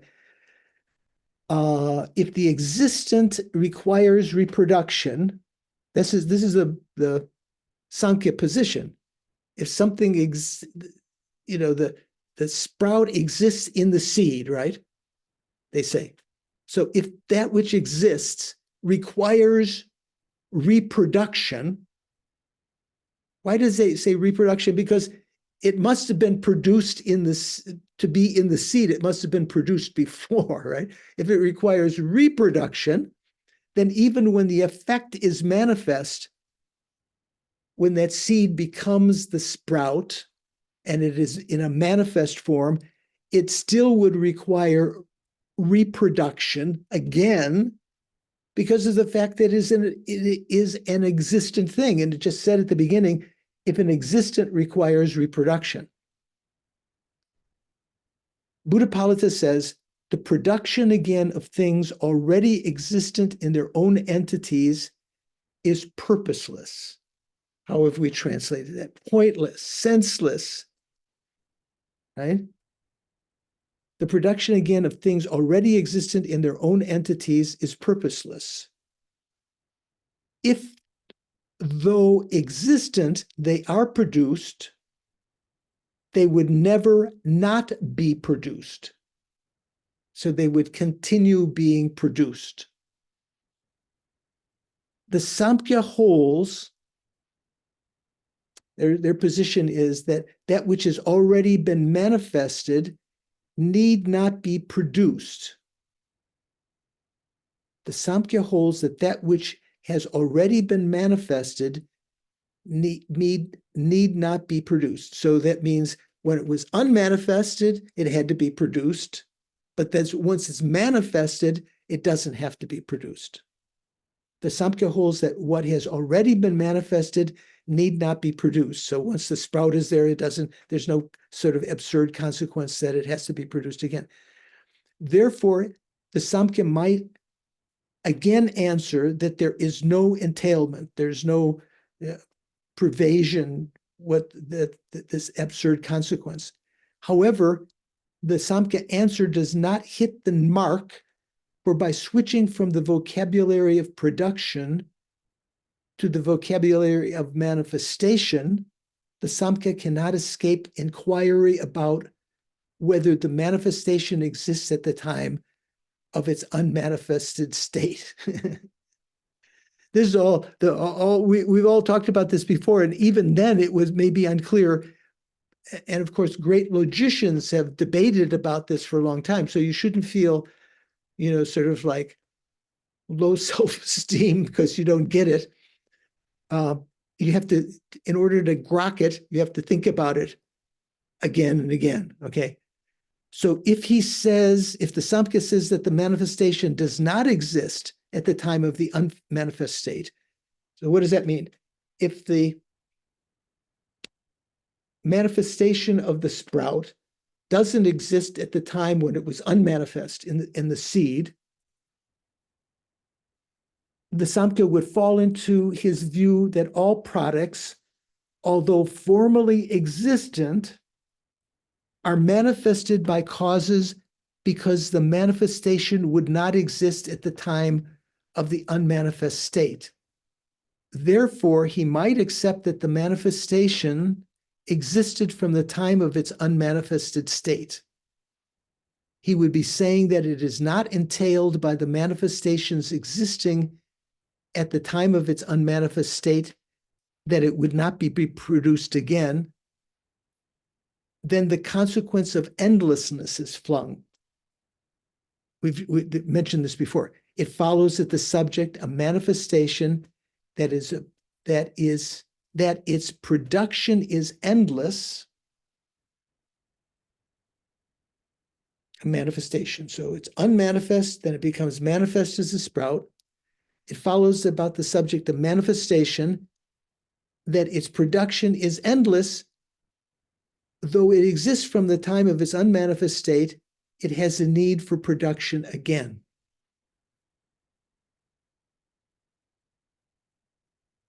Okay. Subash, what do you think? So, Venerable George, from what I read over here, the Samkhya is trying to clarify that, hey, manifestation, is different from production, right? Once it manifests, once the effect manifests. There were right? two, remember, we talked about Some Samkhya's, the general Samkhya's just talked about production, but some of them, maybe a little more sophisticated in anticipation of these kinds of arguments, said that it was, although it existed at the time of the cause, the sprout existed at the time of the cause, it existed in an unmanifested state, miselwa in Tibetan. I can't remember what the Sanskrit is. And then when the Correct. appears, Yes. that So unmanifested state becomes manifest. yes, So- I actually find that interesting. I think there's a grain of truth to that. Yeah. And let me tell you why.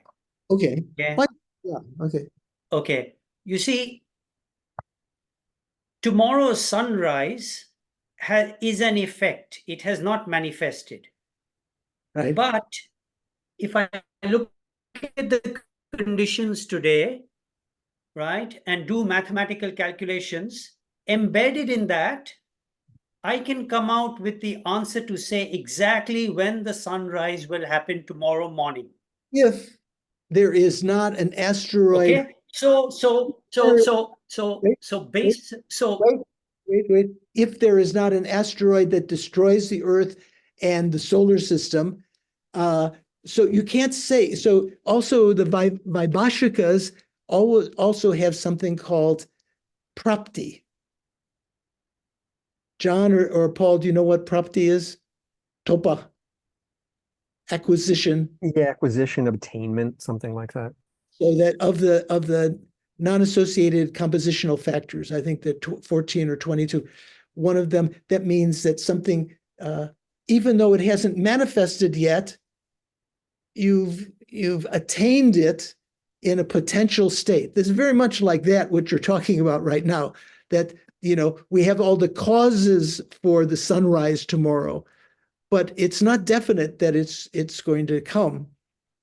Okay, I see. So your point over here is that, yes, those causes may all be there, but it's not definite. So in other words, yeah, I mean, if you want to take that position, that's fine. Thank you. That's very generous. Okay. So take a look at the second PDF. I just want to introduce this to you. Those of you who have energy on Monday will go over this in a little more detail, especially the second one, and also the next class. But this is also from Jeffrey Hopkins' text. Further on in the section now on Chandrakirti's response to Bhavaviveka's criticisms of Buddhapalita. Okay, this starts on page 470 on meditation on emptiness. So he says, maybe I left something off there. This seems to be starting. What's happening? I think it starts on page 469, actually, Venerable George. No, it's a little past that. Chandrakirti's defense against the first fallacy. Just a little down on that page where the headline is. So it says the first fallacy that Buddhapalita, that Bhavaviveka saw in Buddhapalita's presentation, he thought he saw. The first fallacy was that Buddhapalita could not refute production from self because Buddhapalita did not state a reason and an example of an autonomous syllogism. Autonomous syllogism means a syllogism. Well, Prasangika would say it's a syllogism. Autonomous means that its subject, its predicate, and its sign are all inherently existing. And of course, for Bhavaviveka, is that true? Do phenomena inherently exist? Conventionally, Venerable George. Yeah. Yeah, conventionally, right, exactly. Good qualification. Yeah. That things look to be inherently existent, and gosh darn it, they are, right? That the eye sense, the ear sense, they perceive phenomena which are inherently existent.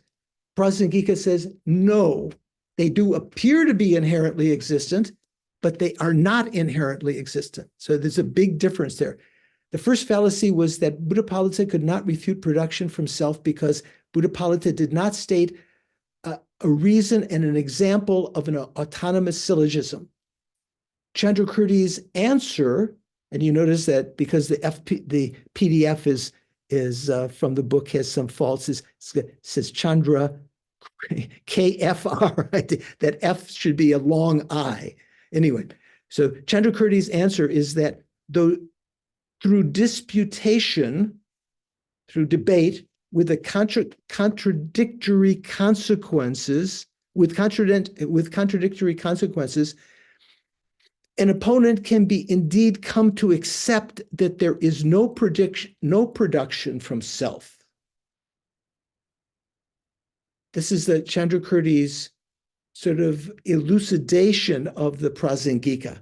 Why they're called Prasangika? Because they say that prasanga, consequences, if properly applied to the opponent, to whom you cannot present a syllogism because they don't accept the elements of that syllogism, but throwing the consequence to them, they themselves, if they're clever, they can work out the reverse of that and see and actually overcome their misconceptions.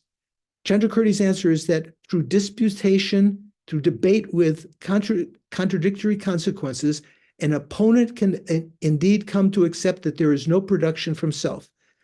Buddhapalita demonstrated the intercontradictions in production from self with two consequences. So here we are. This is these ones that we're talking. It follows that the subject, a sprout, that its production again is senseless, pointless, whatever, because of already existing in its own entity. So for those of us who have been following this, it makes sense. Its production again, its reproduction is senseless because it's already existing in its own entity, that is, in the seed. If it is answered that the consequence is not entailed by the reason, there's no pervasion, in other words, that's true, then the second consequence is, so both consequences are not given at the same time. First consequence is given, and then if the person thinks there's no pervasion, you would throw, it follows that the subject, a sprout, that its production is endless because though it already exists in its own entity, there is need for its reproduction.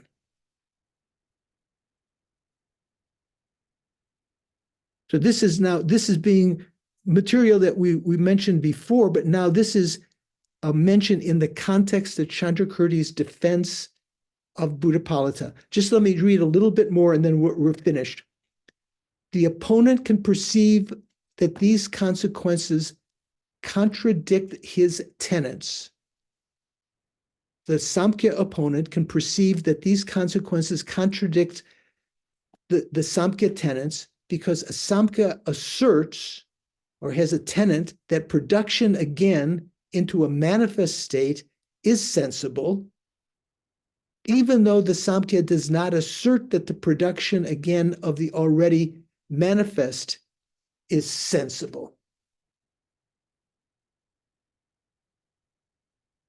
So they would say the production of the unmanifest state again into a manifest state is sensible, but there's no problem because the manifest state then doesn't have to be produced again, even though he does not assert that the production again of the already manifest, let's say the sprout, is sensible. And he does not assert that products are produced endlessly. So they contradict his tenets. So there, this highlighted section, I'll just stop with this. Thereby, Buddhapalita shows that the proofs for the existence of production from self are unreasonable because a Samkhya can find no example of reproduction of that which has already been produced. Since senseless reproduction and endless production of that which has already been produced contradict his own tenets, Samkhya's own tenets about production, the Samkhya is caused to fall away from their assertion of production from self. So I wanted to present that to you because this section is very, very famous, and this section of Chandrakirti's defense of Buddhapalita, as Jeffrey explains in Meditation on Emptiness, is one of the sections that he debated upon at the dialectic school, the Seni Lapta, in Dharamsala. He mentions in the preface of his book, I think, right, or some other places, his biography, that was one big turning point in his understanding of Madhyamaka when he debated these points in the courtyard. And what they were debating was these assertions of Buddhapalita, Bhava Viveka's criticism of it, and Chandrakirti's defense of that. So this is something that it's worth knowing. And if you, maybe like me, for many years, looked at those chapters in Meditation on Emptiness and thought, oy vey, this is too much. You know what oy vey means? Oh, yeah. What is that? Oh, yeah. Lots of sections in Meditation on Emptiness there. Now, maybe you've got a little foothold. You can read those sections and say, oh, yeah, I know what's being going on here. You know, so this is our painting primer for you to understand that. So next time we're going to start with the next section. On Monday, we'll have a little review on next Saturday, but on Monday we'll go over the second PDF and a little further into this PDF, some other arguments which are very influential and important, fascinating. Next time, though, we'll start with the section rejecting the response aimed at avoiding these faults. In other words, once we've given these consequences to the opponents, what their response is to try to defend themselves. Okay, we'll start with that next time. So before we end, anyone have a question? Yes, could you tell us again, please?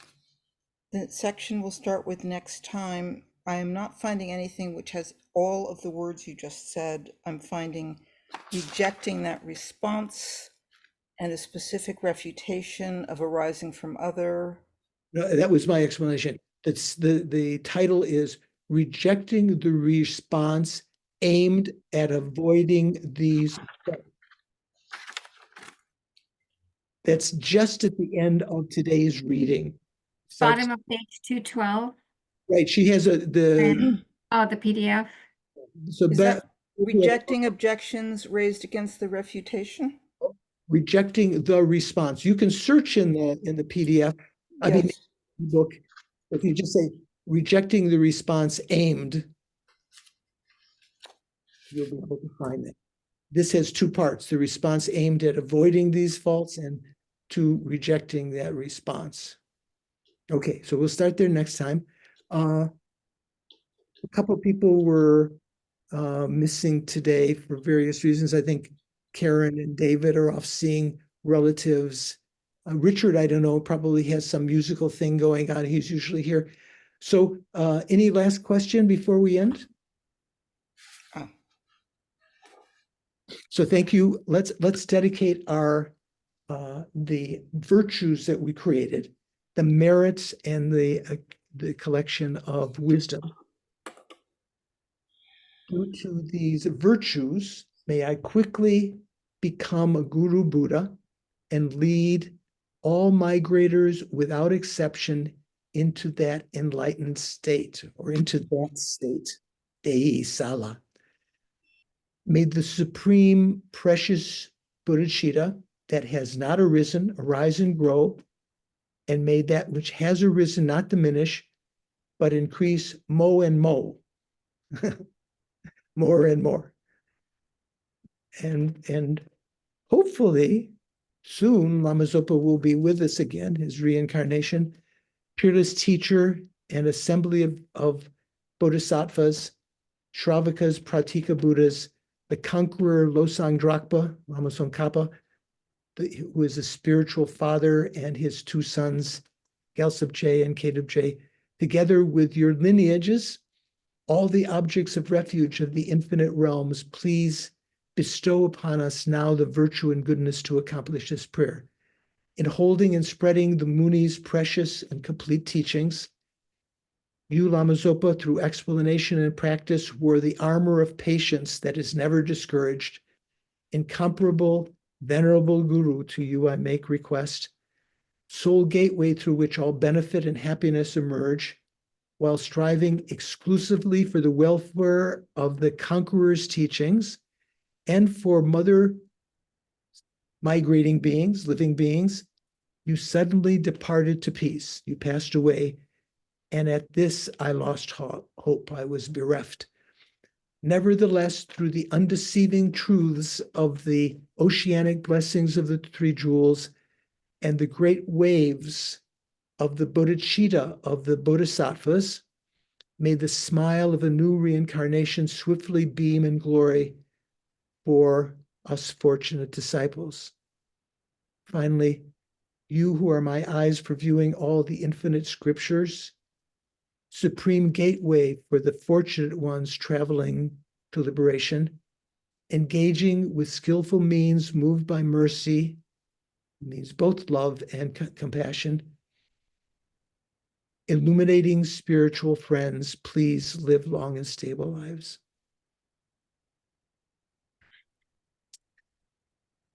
So look forward to seeing some of you on Monday. You've got some grist for the mill, these two PDFs to take a look at. And if you have meditation on emptiness, you can kind of see the context of that.